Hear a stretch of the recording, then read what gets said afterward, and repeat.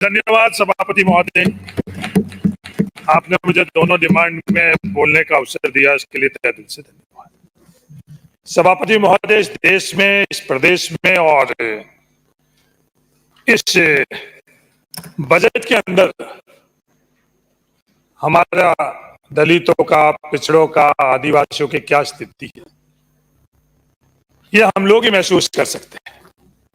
ये बड़े लोग महसूस नहीं कर सकते, तो हमारे में से ही किसी भी क्षेत्र में होगा तो वही महसूस कर सकते हैं।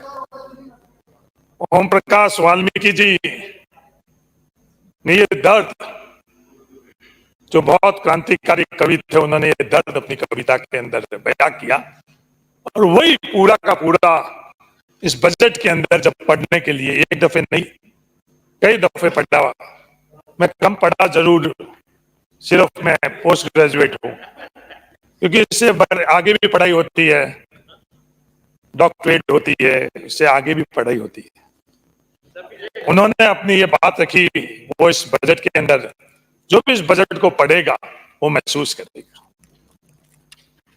चूल्हा मिट्टी का, मिट्टी तालाब की, तालाब ठाकुर की, भूख रोटी की, रोटी बाजरे की, बाजरा खेत का, खेत ठाकुर का, बैल ठाकुर का, हल ठाकुर का, हल की मूठ पर हथेली अपनी, फसल ठाकुर की, कुआं ठाकुर का, पानी ठाकुर का, खेत खलियान ठाकुर के, गली मोहल्ले ठाकुर के, फिर अपने क्या, गांव, शहर, देश, क्या है हम लोगों का? इस बजट के अंदर कुछ भी नहीं है, सब कुछ ठाकुर।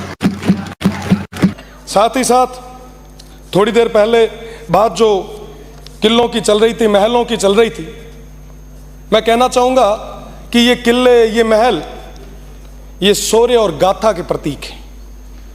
ये किले, ये महल अर्पण, समर्पण और तर्पण के प्रतीक हैं।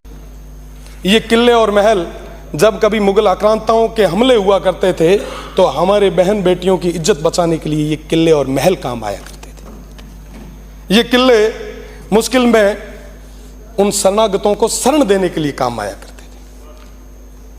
साहब, राजस्थान की जब बात की जाती है तो कहा जाता है कि बिल्कुल पग पग सूरा देवली, पग पग सतिया थान, मन डर पे डग मेलता, रंग है राजस्थान। ऐसा राजस्थान है मेरा, ऐसा रंग रंगीला, ऐसा हरियाला, ऐसा अपनापन, भाईचारे, ऐसे प्रेम वाला मेरा राजस्थान है। पर राजस्थान की उसी विधानसभा में जब ऐसी बातें होने लग जाए तो हम सभी के लिए ये पीड़ा की बात है। मैं कोई छोटी बात नहीं करूंगा, मैं छोटा जरूर हूं, पर अब मेरा ये नैतिक धर्म है, मेरी ये जिम्मेदारी है। मैं कहना चाहूंगा उन तमाम लोगों को कि इस सदन की एक गरिमा है, हम सभी की नैतिक धर्म है, नैतिक जिम्मेदारी है कि इस सदन की गरिमा को हम बनाए रखें।